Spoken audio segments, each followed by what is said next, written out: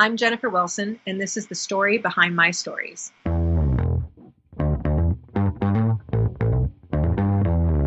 You're listening to the Author Stories Podcast,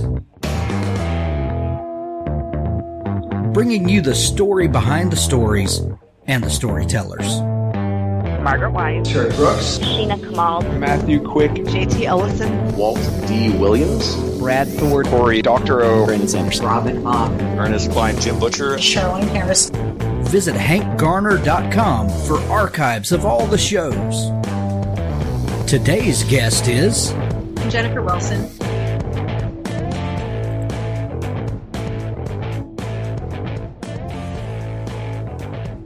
It's episode 253 of the Author Stories Podcast. Author interviews with the very best folks in publishing today. Whether it's indie, traditional publishing, hybrid, no matter what, we talk to them all from all across the spectrum of genre to bring you the very best in the craft of writing. It's because of our great sponsors that we're able to bring you these excellent shows, and I'd like to thank some of those sponsors today. If you would like to sponsor the show, go to hankgarner.com, and there's a link in the menu that says advertise. Click on that and you can help sponsor the show as well. Tales from the Canyons of the Damned, my very favorite monthly publication. If you want that old pulp magazine feel that you used to get when you were a kid, Tales from the Canyons of the Damned is the book for you. They're up to episode 19 now, the Halloween issue, and you're going to love it. Each month features a different set of writers bringing you the best in weird, pulpy stories. Tales from the Canyons of the Damned. Go pick it up today. From my friend Nick Breaker, Essence, Book 1, Septima. Nick Breaker is one of the best science fiction writers out there today, and this new series that he's working on is crazy good. It mixes urban fantasy and science fiction and extraterrestrials in a great mix that delivers a story that's adventure with a little steamy and guaranteed to keep you glued to the page. Essence, Book 1, Septima by Nick Breaker. Go pick it up today. ThirdScribe.com is the place to go if you love books, or if you're a writer and want to connect with other writers, or you want to find readers for your books. ThirdScribe.com can help you get started. You can join for free and meet some of your favorite writers, or you can set up a basic author website for free, and then there's multiple levels of help and support that you can get from ThirdScribe.com. I love these guys. I love what they're doing. Go visit ThirdScribe.com today and let Rob and the good folks help you get started. Also, Chronicle World's B-Movie is the latest Future Chronicles edition, book 16 in the Future Chronicles. This book is awesome, and it's been climbing up the charts since it released just this past week. Mummies and giant robots, werewolves and killer koalas, plague creatures and demonic clowns. They're coming, they're hungry, and they're not human intolerant.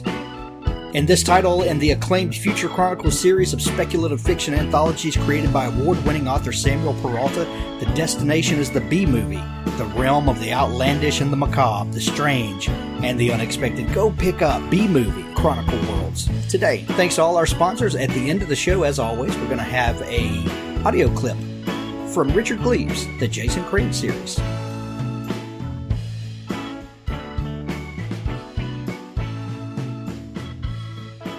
Hey everybody, it's Josh Hayes, and I'm here with Chuck Manley and Scott Moon. We are Keystroke Medium, and this is the Keystroke Medium Minute. Hey everyone, this is Scott Moon for Keystroke Medium with Josh and Chuck. We're going to talk today about having a writing buddy and collaboration / accountability partners. So having kicking that off, that's the topic today. Josh, do you want to start us off? Yeah, absolutely. I think that I don't know if I would say it's necessary, because they say a writer is a solitary life, but I do think it's absolutely helpful, and it's definitely forced me to grow as a writer, having a friend and an accountability partner that knows what you're going through. And so, for instance, Scott, you're pretty much my writing partner and accountability partner. Oh, yeah. And when I'm having an off day or a tough day when it comes to my writing, I can call Scott, this issue, this is not working, and vent at him for a little while. And he understands what I'm talking about, and will come back and say, yes, but tomorrow it'll be fine. And I'll be fine, and I'll shut off my computer and go do something else. And but also it comes to a point where you know that you have to get this writing done. And if you have an accountability partner or a writing buddy, your writing buddy will say, how are you doing on that project? And then you say, I have not written any words on that project at all. I'm a horrible human being. Let me go do that right now. Exactly. And it's easy to listen because I know I'm going to get my turn. I don't have to worry about it because I know there's going to be a time in the near future where Josh is going to listen to me vent and describe to him the latest wall I just slammed my face against. I mean, metaphorically or literally sometimes. Well, I've got to come at this from the total opposite end of the spectrum from you guys, because I have no one. No one in my real life world out here is a writer. I talk to people on Facebook and stuff, but not to any like serious, I need support kind of degree. So I think, listening to you guys and talking to other people who have that kind of support, I definitely can see the value of it. And I'll tell you, there are times, even as long as I've been doing this, that I get discouraged, and I really wish there was somebody I could call up and just be like, man, why am I doing this? Am I wasting my time? Just because sometimes this is a tough gig, and sometimes you need that person that understands what you're going through, even if it's just to hear you vent. And that's definitely something that I think people should go looking for. Absolutely. I think that having a partner, even if it's online, that you talk to, every day or every week and say, this is the project I'm working on, and just talking about it. And that's one of the advantages of having our show. And it's one of the reasons we've kind of established our community around writing and reading is you get to talk about your stuff, and you get to talk about your work, and you get to talk about it to people that are interested. And your spouse or a significant other may be quote unquote interested, but they don't understand. And right. So having somebody that is in our chosen career lifestyle that will understand what you're saying is extremely important, I think. Yeah, having a good community is really important. And just like what you're saying, Josh, sometimes having your spouse or somebody that's real close to you as your accountability partner is not really a great idea, because that puts a lot of pressure on them. Right. So I try not to dump that on family and friends. I like to talk to people who have similar interests or go through the same thing. Yeah, 100%. Okay, well, this has been Josh for Chuck and Scott. Thanks for listening to this Keystroke Minute. You can find more of our show at keystrokemedium.com, where we have author interviews and craft discussion and a lot of shenanigans. Come out and hang out with us. Shenanigans.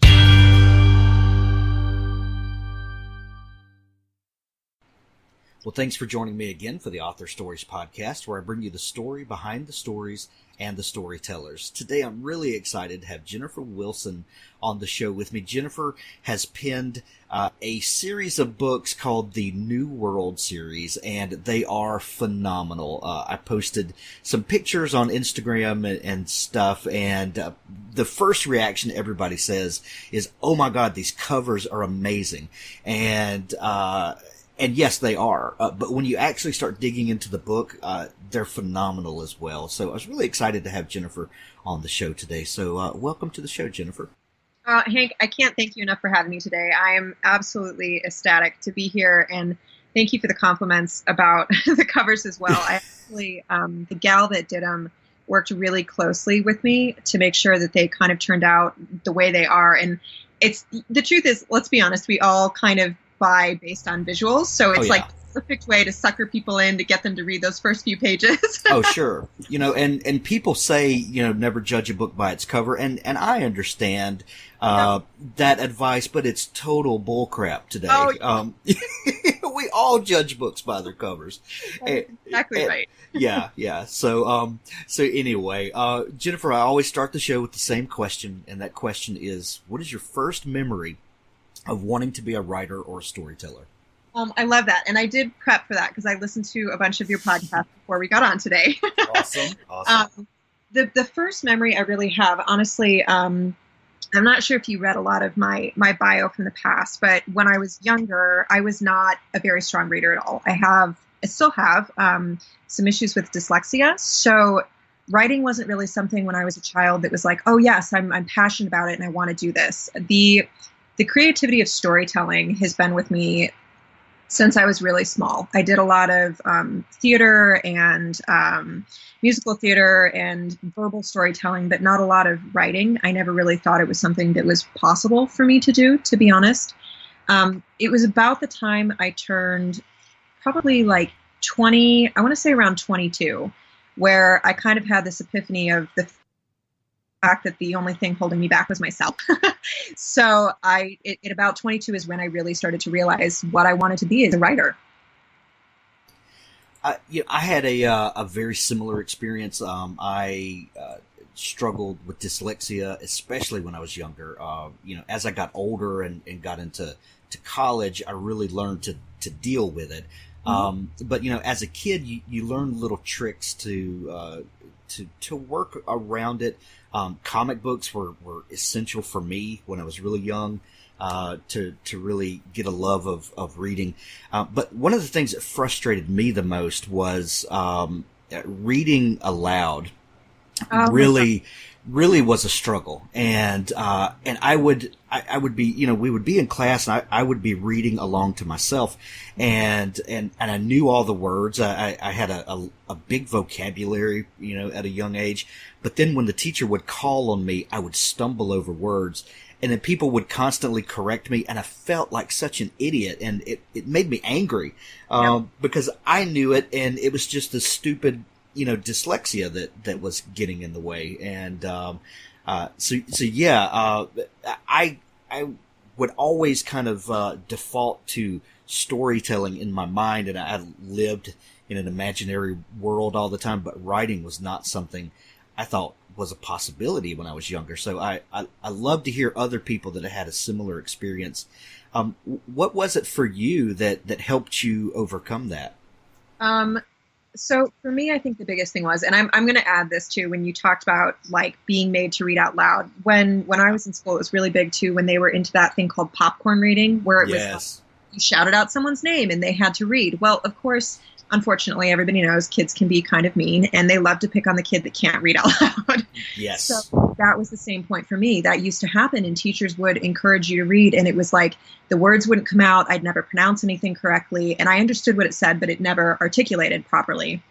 And that alone is what made me kind of stop reading really up until, I want to say until I was almost a sophomore in high school.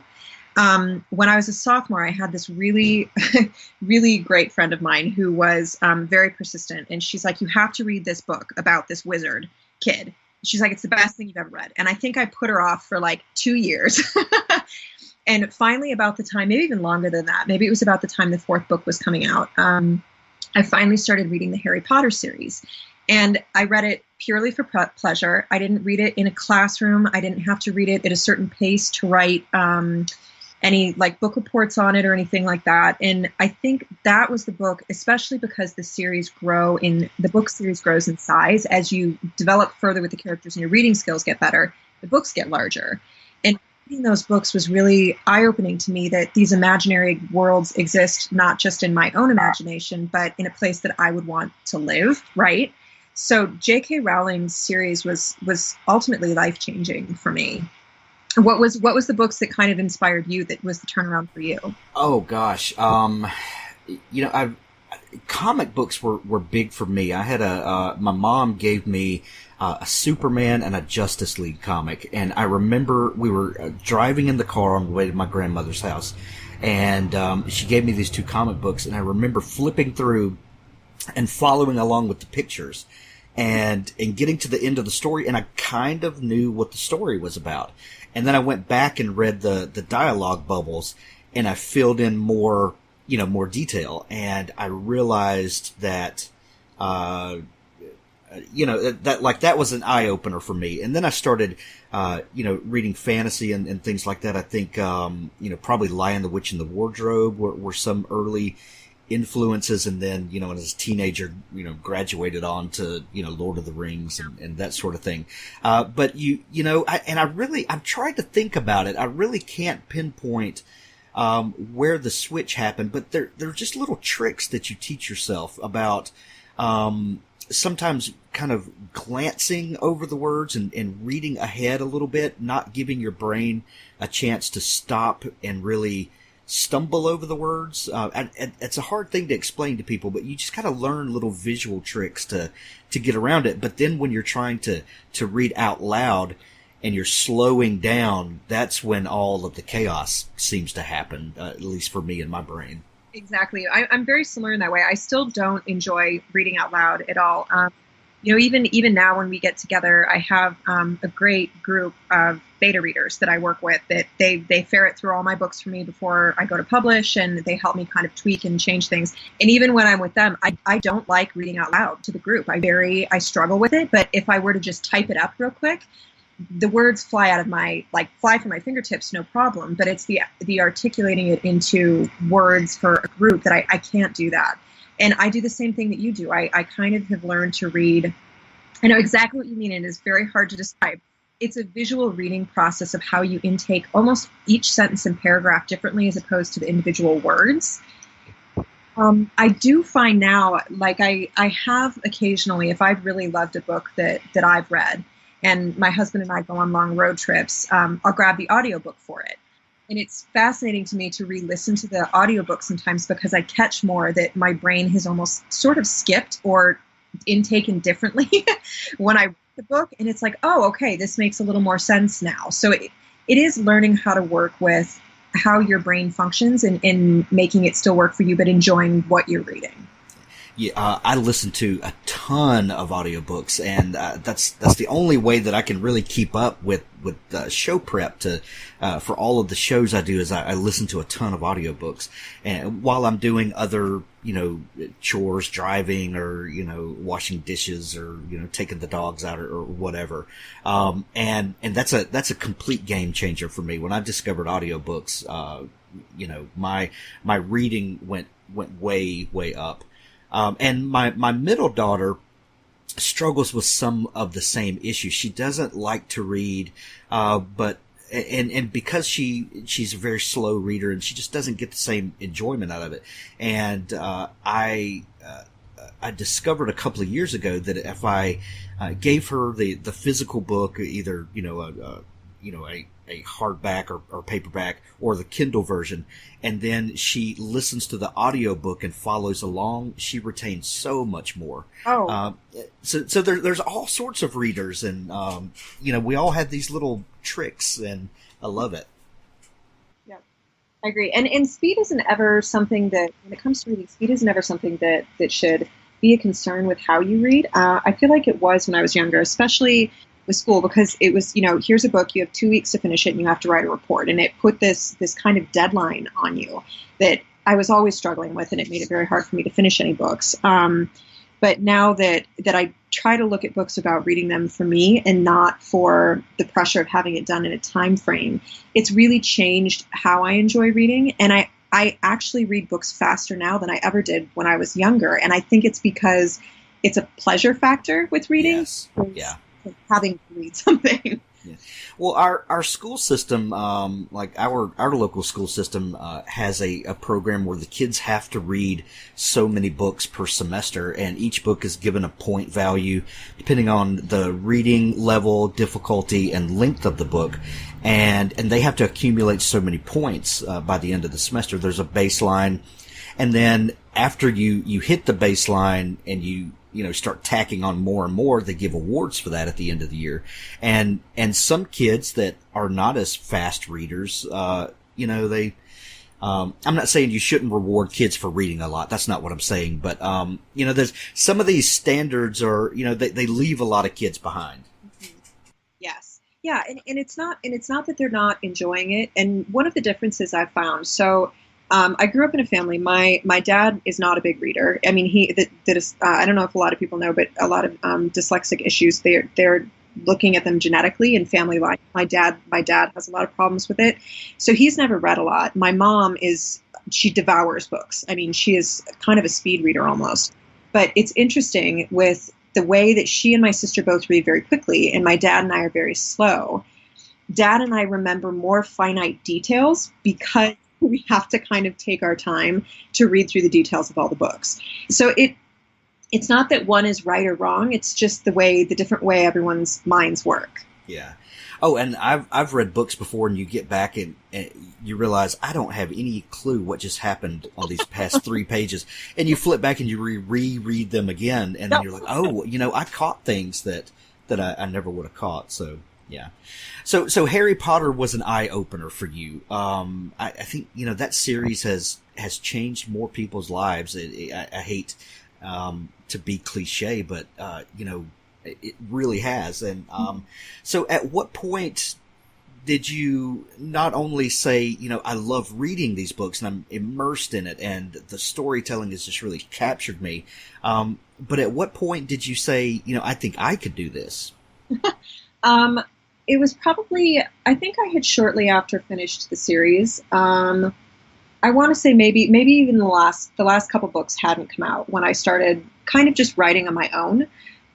It was less of an epiphany moment and more of this like slow, scattered thought process. So when I started writing the different series that I've been working on, it was like notes jotted on things in notebooks or little doodles of, character ideas, or, a dream that I had that was like, oh, this would be a great imagery piece, like a painting or something like that. And then it kind of went from there as, well, why would I stop at that? Why, what is her story? What develops behind this?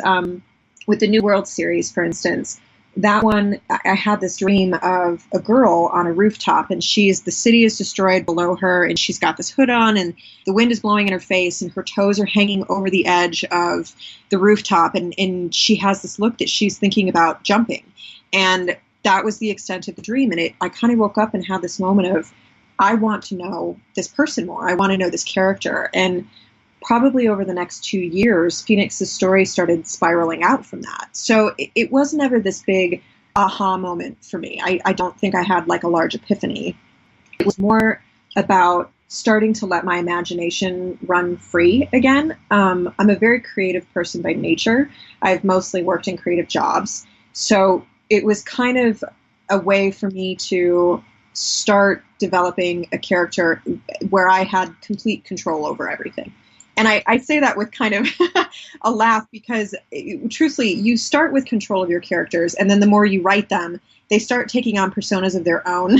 And eventually you're like, okay, this character wouldn't do that. They'd start doing this. And they start almost taking control of their own storyline, I guess is the best way to describe it. Yeah, I know exactly what you mean about that. Characters, if you were anything but a writer and you talk to people about the people that are talking inside your head, you would be on medication. Yes. Extensively so, yeah. Yes. Yeah, and possibly, put into a place where you couldn't hurt yourself or anyone else. Yeah.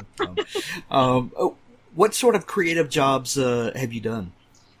So I went to school for interior design, actually, which, unlike decorating, it was actually based on structural and ergonomics and how environments affected people. So it was how to take physical environments and use your creative mind to create a space that helps people. I did that for about 10 years. I did some high-end residential homes, which was a little different. And I worked for IKEA, actually. For a long time, and it was great, but that job was also very, very physical. So when I came home, the creative side of my brain was still chattering at 100 miles an hour, and my body was physically exhausted. So that's, I think, when I got some of my best writing done, is because my body was so tired, but it was fine for me to sit down and start typing all night long. And it was like I would start probably at 6 o'clock at night, and I would look up, and all of a sudden it was 2 a.m, and I had to be up at 5. And you kind of have to step away. So there was a lot of sleepless nights, but that working for them was kind of the driving force that really let me tap into my creativity on like an internal mental side. Yeah, I'm always fascinated by how different creative outlets feed each other. I'm completely obsessed with songwriters, because the idea of taking a melody and almost a poem, but a little different structure, and how the combination of those two things, you can say something in 200 words that may take a novelist 100,000 words to say. Oh, yeah. And these other creative pursuits, I see my daughter, who is a painter, and when she starts painting a scene, there's a whole story behind it in her head, and these things feed each other. So I love that doing something that seems completely disconnected from it, really breeds this other style of creativity. So tell me about where Phoenix came from, and tell me a little bit about her story and how this book first started taking shape for you. Phoenix is kind of my resident, like, pardon my French, badass, but she is. She's this kind of girl that has gone through terrible things in life. And as I mentioned earlier, it was really the scene that I saw her standing on this roof, and I kind of needed to know this character and why she was there. And this storyline started spiraling out about a young girl whose parents were killed in a world that she doesn't really understand. She has no memory of her childhood from the age of like 7 forward. She doesn't remember anything. And she basically becomes aware of her surroundings during her parents' murders. She witnesses it, and the last thing her mother ever says to her is to be strong and survive. And she takes that to heart and ends up surviving in this world where Tartarus is kind of like, I guess the best way I can always describe it to people is Mad Max meets Divergent. It's got kind of these 5 tribes that are all the 5, the worst of the 5 evils. They're all kind of terrible. They're all killing and fighting for territory and food and clothing, and everything in the world for the most part has kind of gone to hell in a handbasket. Most people are illiterate. This was a big part for me because I think my own struggles with reading and how many people I know who have stopped reading, which horrifies me. A lot of people still read, but a lot of people don't, help develop that need to talk about it. And Phoenix is one of the few people in this world that does still read, and she's educated, and she steals books from dilapidated libraries and has this kind of loner feel, and she really is not good with other people. I think a large part of it, Phoenix is a lot of the bad qualities, I guess, I see in myself with being a little bit more of a hermit and not always trusting all the time. She just takes it to the next level. And throughout the series, people start coming into her life that she didn't expect, and it changes her drastically.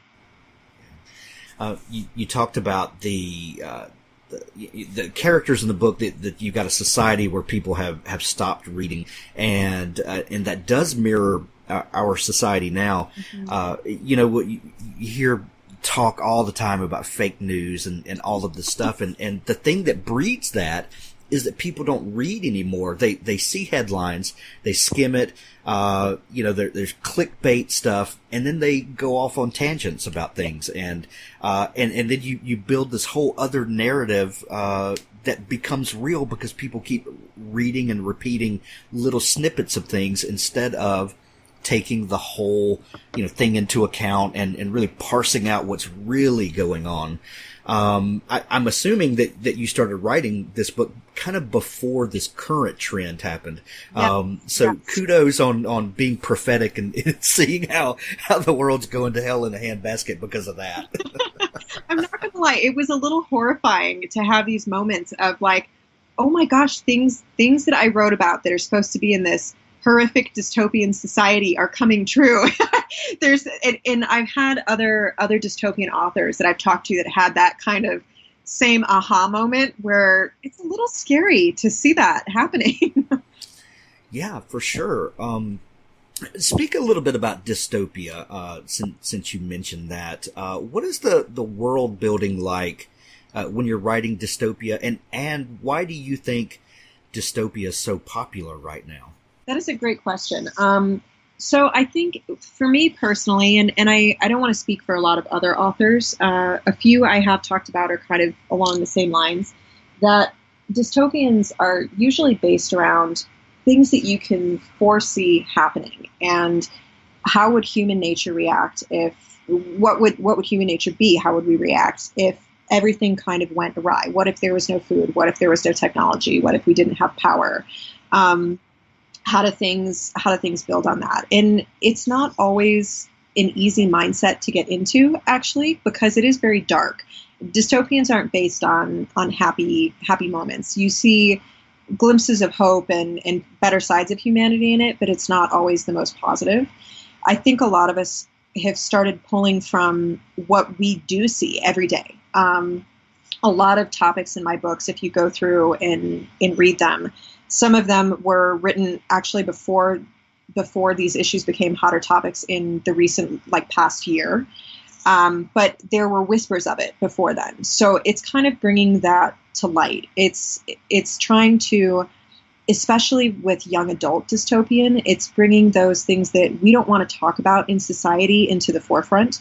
I will disclose, for instance, I mean, my books do talk about sexual assault and gay marriage, and kind of they go across a bunch of different, I don't want to say political, but political issues and moral issues, and however people choose to see it. And societal issues. Oh, thank you. Societal issues, yes. And I think a lot of it is, for me, there is a responsibility that younger generations, they already know this is going on. They know it's happening, but we as adults often try to buffer them and not talk about it. And dystopians are a softer way of addressing those issues on a level from someone in their age range that understands. Because, for instance, in my books, when you meet Phoenix, she's 16. And I mean, she ages a little bit with the books, but it gives you this insight to how younger people are reacting. And I think one of the best things I ever had happen was there were a couple topics I thought about keeping out of my books.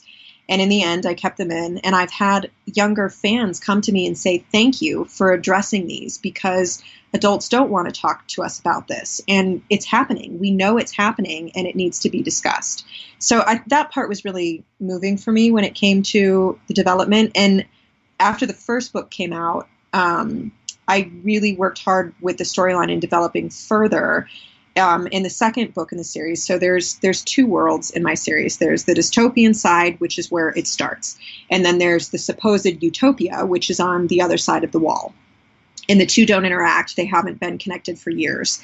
And in the second book, she gets into the utopian side. And you find out that utopias aren't really, they don't exist. It's an ideal, but it's not something that's really true.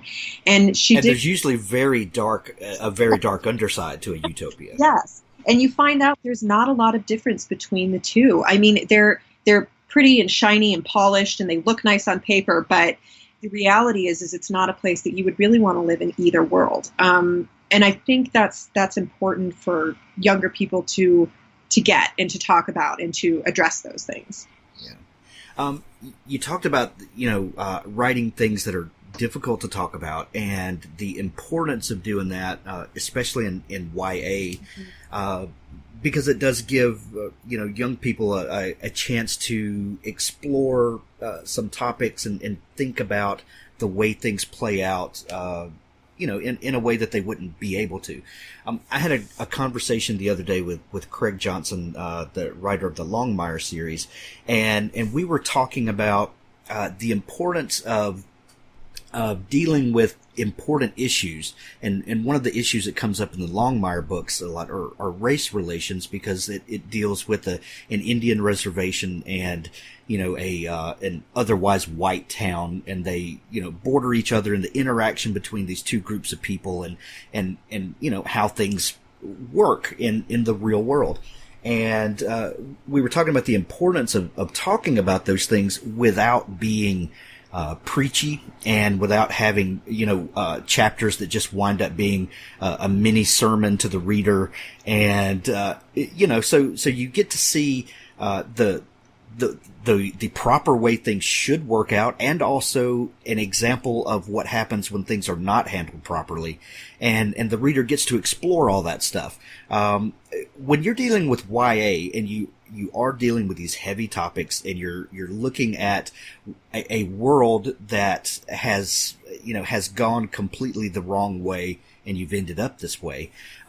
What sort of responsibility as a writer are you feeling, and how do you keep yourself from being too heavy-handed with a quote message, while maintaining an engaging story and being, truthful as a writer and serving your audience well? I know that's a really loaded question. Pressure on that one. Yeah. It's a great question though. And I think it's a really important one. And I'm not going to lie. There are times when you do have a platform to speak on, it's hard not to be preachy with your own opinions, but it's not about, it is about how some of it is my views, because obviously I've written the books, and Phoenix is a lot like me, and you do get her opinion. And I think that's the easiest way to gently give that type of thoughts, where you hear it from her and several other characters, how they think about things and how they process those bigger issues. And it's not meant to force it on anybody, but it's to read someone else's perspective in a non-invasive way. Phoenix kind of talks about it. You hear about it from other people. And fortunately with Phoenix, she's very matter of fact in her thought processes, almost to the point where she doesn't use emotion a lot, which can be a downfall. And I know that for me, that's one of my things. I tend to be a very logical thinker, and I think her thought processes are based off of mine. So you catch some of those opinions, and most of it is there's a large responsibility to make people aware of the good and the bad. You see both sides. And in my books, the further you develop, the further you read into them, there's not a lot of black and white. There's a lot of gray area. And it brings up that point that you kind of have to decide. Most of the characters, there's some that are obviously villains. I mean, you always have heroes and villains. That's what makes it. Right. But there's also a lot of people where you sort of understand why they made the decisions they made, even though you don't agree with them. And I kind of wanted people to think about that. And it fascinates me listening to fans how some people really, really hate certain characters, where other people don't have that same emblazoned hatred for them. And that's what I want. I want fans to be able to intake it on their own, to decide if they agree with what that person did or not, and to be able to kind of process and to talk about it. Because that's the biggest thing, is everyone has these opinions, but if we're not talking about them, no one, and I'm not saying you need to sway everybody, but you should discuss, because seeing someone else's perspective is life-changing. It changes how you view the world, and that was a big part for me in the series. One of the other things I think you had asked about is how to not get too preachy, and that's hard. There's definitely been times where I would write, 2 pages, and I would go through and reread it on the edit, and it's like, yeah, no, like 6 of those paragraphs have to be cut out. That's too much. And I would chop it and put it, put it on a back burner and put it somewhere else, because you do have those moments when you're like, okay, I just stepped on my soapbox. I need to step down a little bit, and I need to let the reader take lead in how they want to intake that information and what they want to do with it. Do you ever save that stuff, Jennifer, and maybe say, maybe I could, excuse me, maybe I could put this, maybe I could let a character bring this out, so that I can still say the thing I want to say, but let me find a better way to present it to the reader. Do you do that? Like, okay, let me just clip this out and find a better way to rework that. Yes, totally. And sometimes it's taking what was 6 paragraphs of information and turning it into 1 paragraph in simple actions, right? So it's how can you tell that story in a different way? And it's kind of a hard line to walk with that, because when you transfer something into a character's actions, or sometimes what a character does say, not everyone will always catch that. But those people that are really engaged, that are involved, they will. And if they reread, they may catch more. I mean, I do that with books all the time, where it's like, oh my gosh, I missed this whole entire underlying storyline that goes in this chapter, So I try to do those little teasers that come in, but keeping it off of a preachy level is probably one of my number one goals. and finding an economy of words where you can say that you can say the thing you want to say in the least amount of words possible really has a much harder punch. Yeah. Yes. Yeah. So let's talk about the craft a little bit. So you got the idea for the book and you started writing it. What was that writing process like? Was this the first novel you'd ever written? So surprisingly, no. I actually wrote a different novel first, and I finished it. It's been completed for like 6 years, and I put it on the back burner completely for this series. Phoenix, when I started having these thoughts about her, kind of set a fire in my mind, and she became the first person. And I learned a lot between writing that very first book and starting the New World series. The first book took me years and years to write. I struggled a lot with getting stuck on certain chapters and then going back and rereading and trying to start again versus to keep writing forward. With the New World series, I've learned sometimes it's best to just keep moving forward and make a note to come back or to get the basic outline down and kind of process through it. I am a very scattered writer with the way my ideas come together. I'll start with an intention, and then maybe like a month into writing, all of a sudden you have this epiphany moment of something else changing or how you want this character to develop or what the ending is going to be, and it starts to sort of morph your story along the way. And I make my husband nuts because I take notes on everything. So yeah. Like receipts that are in my car, lunch paper bags, I have on my hands, I have notes for all my books all over the place, and he'll kind of bring me a little pile of like, okay, time to consolidate all of them. Like, oh yeah, forgot about that. And some of it makes it into the books and not all of it does.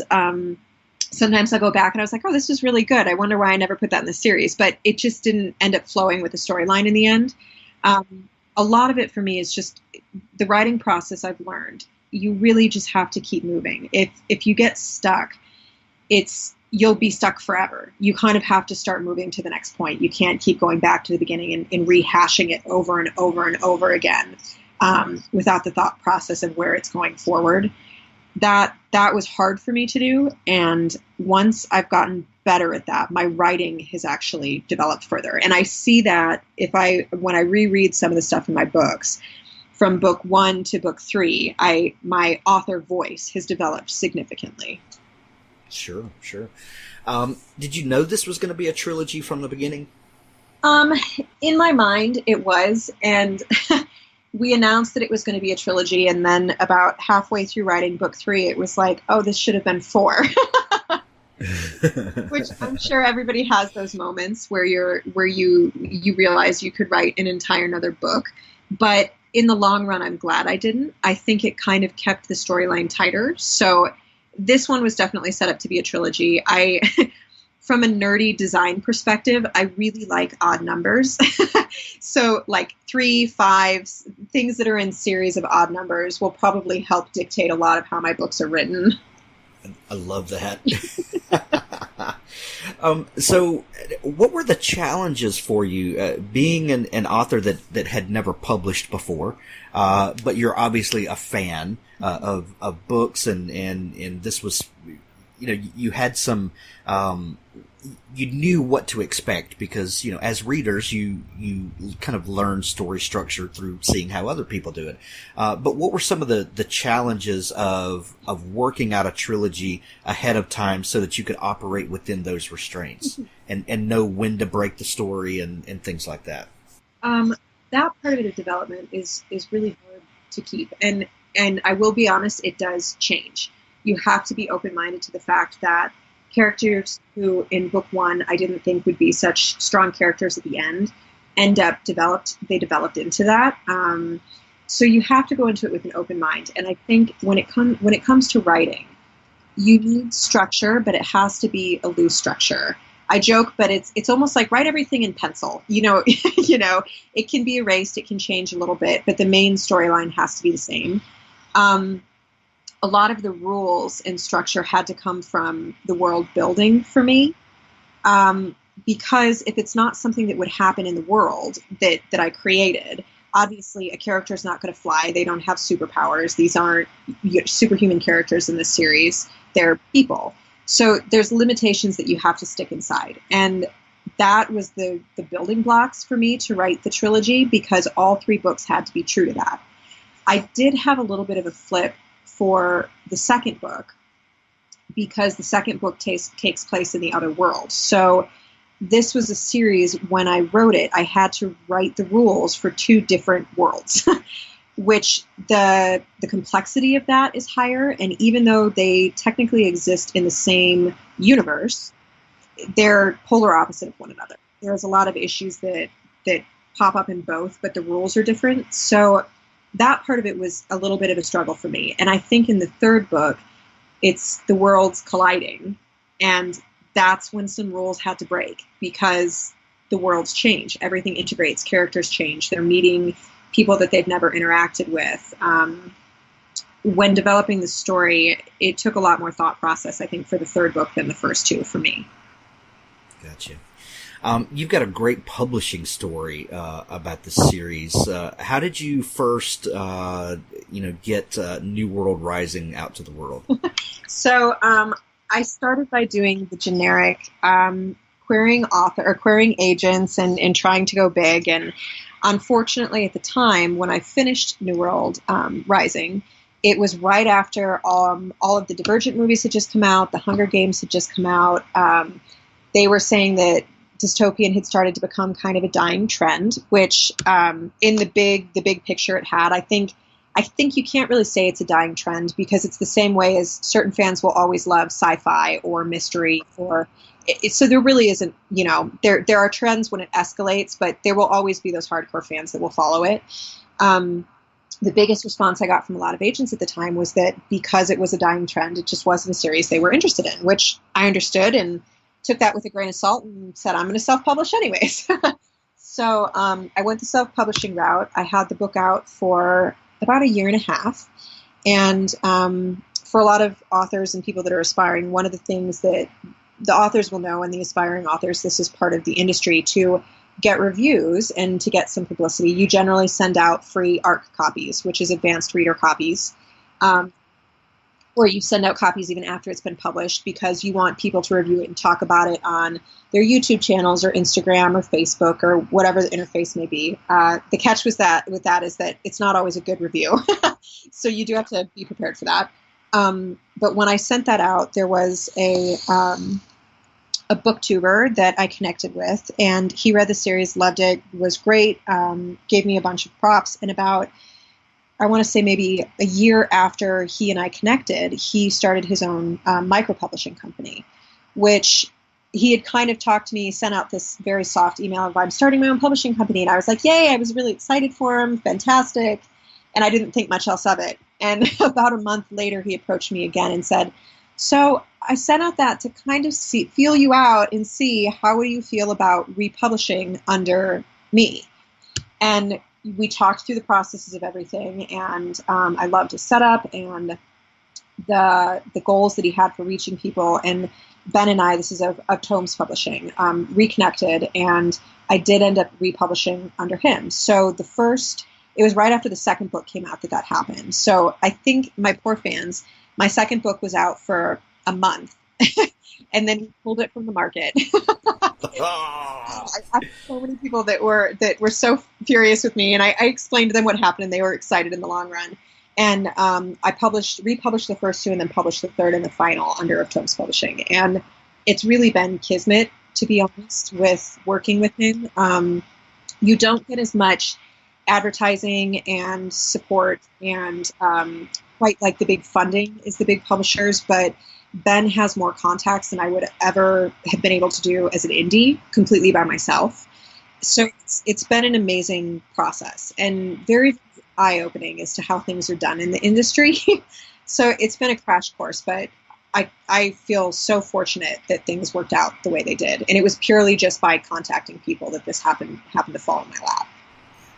And what a crazy time that YouTube is the platform where a book gets noticed and then ultimately springboarded to a much larger platform, and it's like the some of the old guard New York Times Book Review and things like that, where people would have once gone.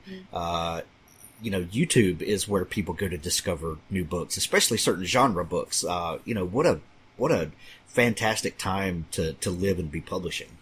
It's mind-blowing. The industry has changed so significantly, even in the last 10 years. And I love the idea that more people, self-publishing is more readily available. It's easier to do. It doesn't cost thousands and thousands of dollars to get your first book out. You can get it out. The marketing side is always the hardest.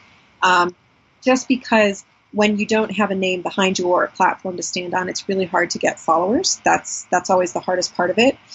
But at the same time, like you said, YouTube, Instagram, Facebook, Twitter, it's completely changed the industry and how people connect with one another. I think especially for my demographic, for the young adults, that's where they live. I mean, they really connect a lot through there. And it's not just, we say YA, but young adults isn't just young adults. Really, it spans from probably about the age of 11 up to like 60. Right.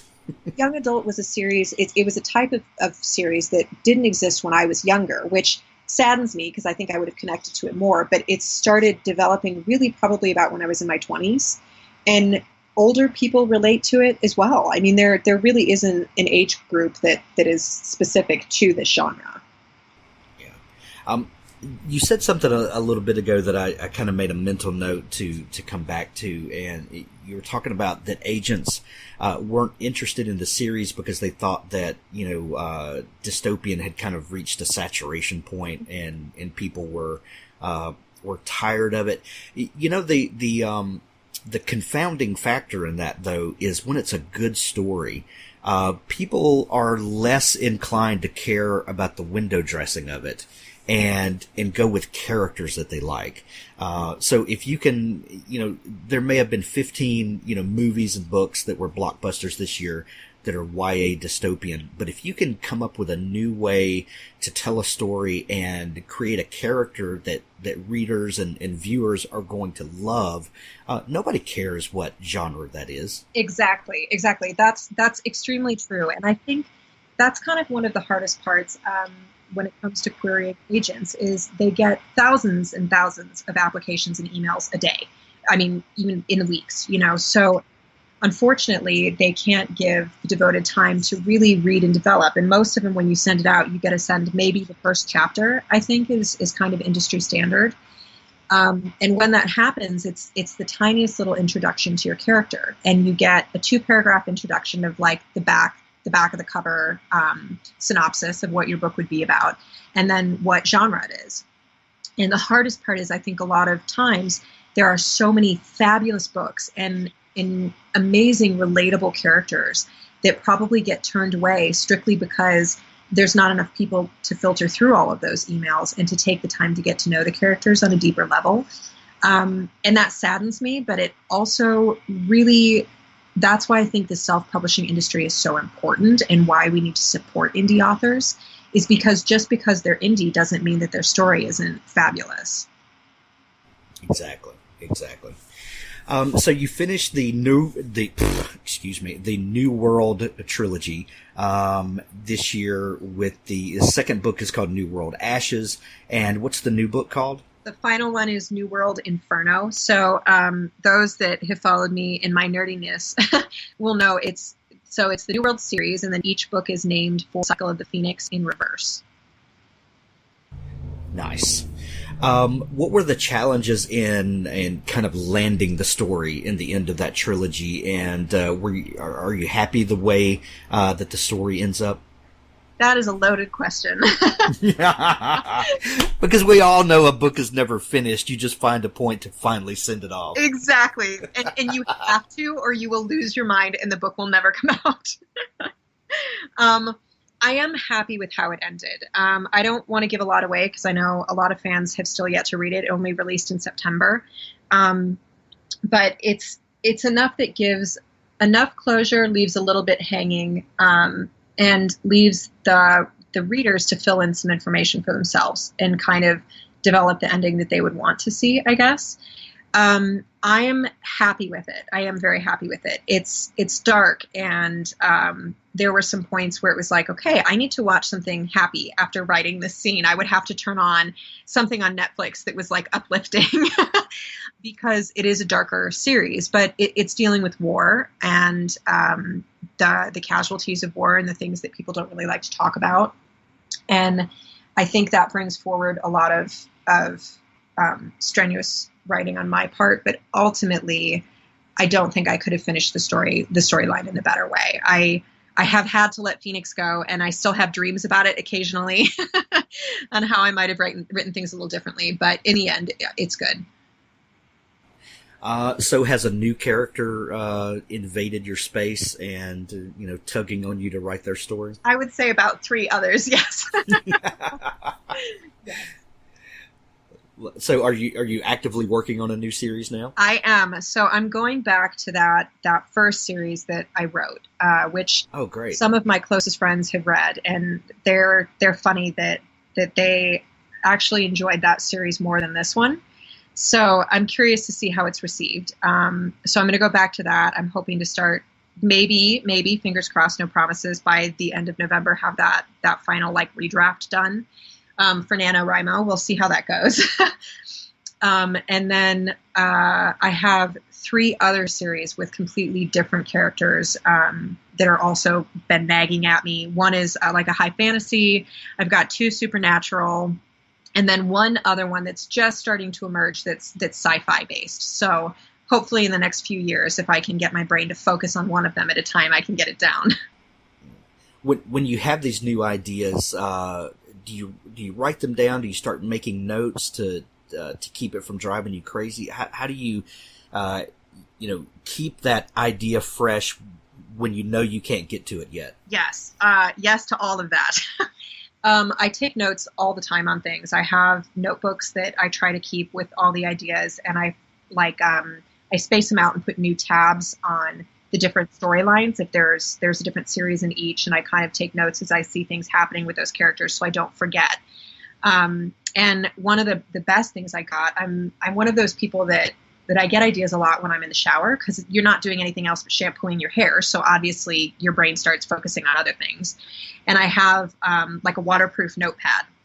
And I think I've gone through 6 of them in the last 2 years. But those I use religiously, and they get taped into that notebook that I have of the consistent running storylines. And sometimes if I feel really inspired, I'll start to type them up and actually get it into Word docs temporarily, and then they develop from there. But you have to write them down or you won't remember. Right. I think I've probably lost a few characters actually not writing them down. Exactly. I don't know how many times I've woken up in the middle of the night with a brilliant story idea and said, I'll remember it in the morning, and then it's gone, nowhere to be found. Yeah, just gone. It's just lost. So, waterproof notepad, I've got to make a note of that, though I don't get to spend a lot of time shampooing hair in the shower. But, Jennifer, if there's someone listening to the show that believes they have a story in them, but they've never tried their hand at it, what piece of advice would you give them to begin with? The very first piece of advice that I can give is to stop saying, I can't. I think we are often our own worst enemies in that factor of saying, I can't do this. I don't have the time to do this. It's not in my ability. I have dyslexia. I will never be able to write. That's the first step, is to stop saying I can't and to just start doing. And it's amazing once you start writing, whether it's doodling the characters' images that you see, or starting to write down storylines in notepads, or cohesively outlining, however your brain works in the creative process. It's almost crazy scary once you open up that option, how fast everything will start to flow. And I'm not saying you won't hit walls. We all have writer's block. You just have to find your way around it. For me, it's music. The fact that you talked earlier, Hank, about the fact that you love songwriters and how that fascinates you, I absolutely adore that. That's one of the things that you relate to. because I make playlists for every single book, and I find, Oh yeah, me too. yeah, it's the best way. And listening to them, and sometimes I'll just close my eyes and listen to the music. And I'm a very visual person, so I start seeing these scenes almost like a movie in my mind. And once that starts to happen, the writing itself starts flowing after that. So the biggest thing is find what inspires you, stop saying I can't, and just do it. Those are the three biggest things to starting to write your own series or book. That's great advice. The New World Rising series is finished. So book lovers out there, if you're looking for a new series to get into and you don't have to wait for the author to finish it, go pick up the New World Rising series. Or the New World series. It's amazing. You're going to love it. I completely endorse this series. Jennifer, if people want to know where they can find you online to follow along with your progress and what's going on, where can they find you? Easiest place to find me is just Jennifer K.K.A.Y. Wilson, spelled everything just as generically as it sounds. .com. Everything's on there. It's got links to my Instagram, my Facebook, my Twitter feeds. I'm probably most active on Instagram, and it's just J.K. Wilson on there too. You can't miss me, and you can also email me at that website if you have questions, concerns, you want to talk about writing. I love nerding out over all of that, so that's where to find me. Perfect. Jennifer, thank you so much for taking time to come on the show. Thank you so much for having me today. Thanks for listening to the Author Stories podcast. For more great author interviews like this one, go to hankgarner.com and dig through the archives. There's something there I know you'll love. Now stay tuned for a special audio clip from Richard Gleaves' The Jason Crane series. What in the name of Carl Sagan was he doing in the cemetery on Halloween? What was he thinking? He whirled, expecting the Headless Horseman himself to be waiting on the road ahead. Or was he lurking behind? He wanted to run, but now the bridge ahead worried him. Doesn't the horseman haunt bridges? Could he avoid crossing it somehow? It terrified him. Why? It was just a stupid bridge. The gloom beneath could have been the lair of a troll. Billy Goat's Gruff. Mama used to read that. The troll waits beneath for the fattest, sweetest goat. Jason thought he saw something on the far end of the bridge, a shape of some sort. He stepped onto the bridge and gripped the knotty railing. He felt the ground drop away beneath as he edged forward. His eyes remained on the shape. It's nothing. It's nothing. Is it nothing? No troll attacked him as he reached the other shore. The looming shape was only a stupid stairwell opposite the bridge that climbed up the hill and into the main cemetery. He turned left and ran, admitting defeat and letting the fear take him over. He ran southward down the long, dark road. His initial burst of adrenaline ran its course, and he slowed, then walked again, limping a little. Headstones slipped past on the right. He still had enough light that he caught his reflection occasionally in the polished stone. He looked very young and very thin.